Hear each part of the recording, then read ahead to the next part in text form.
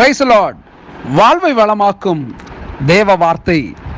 யாக்கோபு எழுதின நிருபம் 4ஆம் அதிகாரம் 1ஆம் வசனம். உங்களுக்குள்ளே யுத்தங்களும் சண்டைகளும் எதினாலே வருகிறது? உங்கள் அவயவங்களிலே போர் செய்கிற இச்சைகளினால் அல்லவா? ஆம் பிரியமானவர்களே, இந்த நாளிலே இந்த வார்த்தையை நாம் கொஞ்சம் ஆராய்ந்து பார்க்க வேண்டும். என்ன அப்படின்னா, தேவன் தரக்கூடிய ஞானம் அல்லாது சாத்தானின் ஞானத்தை வைத்திருப்பதினால் ஏற்படக்கூடிய சில விளைவுகளை இங்கு பார்க்கிறோம். 1ஆம் வசனமும் 2ஆம் வசனமும் நீங்கள் சேர்த்து படித்து பாருங்க. இதில் பார்த்தீங்கன்னா, இருதயத்திற்குள்ள ஏற்படக்கூடிய பொங்கி எழும் போரை அது காட்டுகிறது. இந்த போர் மற்ற மனிதர்களோடு சண்டையில் வெடிக்கிறது.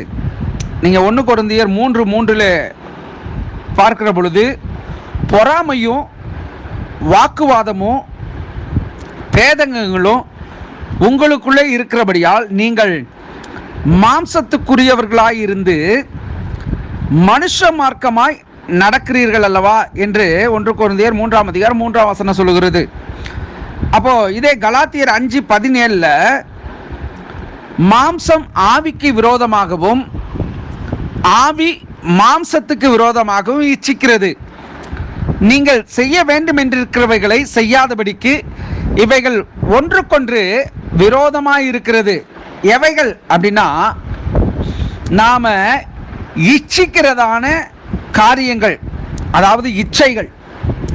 இந்த இச்சைகளினாலே நடைபெறக்கூடிய காரியம் என்ன அப்படின்னா, முதலாவது தேவனுடைய உறவிலிருந்து நம்மை பிரிக்கிறது. எப்படி ஏதேன் தோட்டத்தில் ஆதாம் ஏவாளை தேவன் வச்ச பொழுது அந்த தோட்டத்தில் இருந்த அந்த கனியை 2 பேருடைய கண்ணும் இச்சித்திருது. அப்படின்னா அதன் மேல ஆசை. தேவன் விலக்கியதை அவர்கள் விரும்புகிறார்கள். இன்றைக்கு தேவன் நம்மிடத்தில் எதிர்பார்க்கிற ஒரு காரியம், நான் உனக்கு மேலான காரியங்களை வச்சிருக்கேன்ப்பா, ஆனால் நீ உனக்கு இஷ்டமானதையும் உன் மாம்சமும் மனசும் விரும்பினவைகளை நீ தேடுறபடினால அது உனக்கு நான் தரேன்.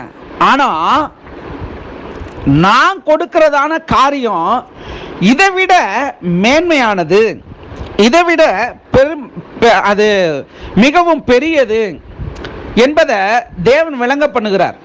ஆனால் நாம் மாம்சத்தில் நம்முடைய கண்களின் இச்சைகளினால நாம் நமக்கு உரியதையும் நமக்கு பிரியமானதையும் நாம் இச்சிக்கிறதையும் நாம் போய் அதை சுதந்திரிக்கிறோம் அப்படின்னா அதை நம்முடையதாக்கி கொள்கிறோம்.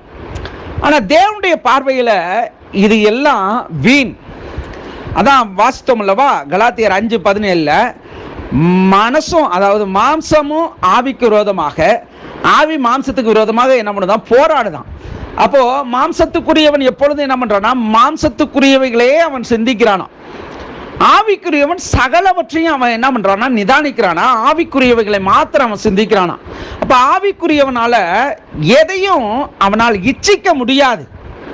ஆனா இச்சை என்பது பிசாசு கொண்டு வருகிற ஒரு தந்திரமான செயல். தேவனை விட்டே அது வழிவிலக செஞ்சிடும். அப்போ இச்சைகளுக்கு நாம விலகி ஓடணும். பாவ இச்சைகளுக்கு, உலக பிரகாரமான காரியங்களுக்கு நாம விலகி ஓடணும். எப்படி யோசேப்பு போத்திபாருடைய மனைவியினிடத்துல பாவம் செய்யாதபடிக்கு, அங்கே பார்த்தீங்கன்னு சொன்னா அவ சொல்றா, இந்த இடத்துல என்னையும் உன்னையும் தவிர யாரும் இல்லை, ஆனால் நீ என்னிடத்துல சயனிக்கிற பொழுது அதாவது தவறு செய்தாலும் இதை நான் வெளியில சொன்னாதான் எல்லா அதிகாரமும் எனக்கு இருக்குது, ஆனால் நீ என்னைய ஏற்றுக்கொள் அப்படின்னு சொல்லி அவள் அங்கே யோசேப்பு இடத்துல வற்புறுத்திய பொழுது அவன் சொன்ன ஒரு காரியம், உனக்கு மேலே என் எஜமான் இருக்கிறான், அந்த எஜமானுடைய மனைவியிடத்துல நான் பிரவேசிக்கிறது அது தவறான காரியம் அப்படின்னு சொல்லி அந்த இடத்துல தனக்கு ஒரு தண்டனை வரும், தனக்கு தன்னுடைய உயிர் போகிற ஒரு நிலை வரும் என்பதை உணர்ந்து மாத்திரம் அவன் அப்படிப்பட்ட தவறு அவன் செய்யக்கூடாம போல, இதற்கு மேல தேவன் என்னோட கூட இருக்கிறார். நீங்கள் யோசேப்பினுடைய காரியங்களை பார்க்கிற பொழுது கர்த்தர் யோசேப்போட கூட இருந்தார், கர்த்தர் யோசேப்போட கூட இருந்தார் என்று அடிக்கடி வரும். அதை முதலாவது அவன் அறிந்திருந்தான். ஆம் தேவனுடைய பிள்ளைகளே, கர்த்தர் நம்மோடு கூட இருக்கிறார் என்பதை நாம் அனுதினமும் அறிந்து நாம் அவருடைய வழியிலே அவருக்கு பிரியமானவைகளையே நாம் செய்ய வேணும். அப்படி செய்கிற பொழுது பாவ இச்சைகளுக்கும் உலக பிரகாரமான காரியங்களுக்கும் தேவன் நம்மை விலக்கி நம்மை பாதுகாப்பார்.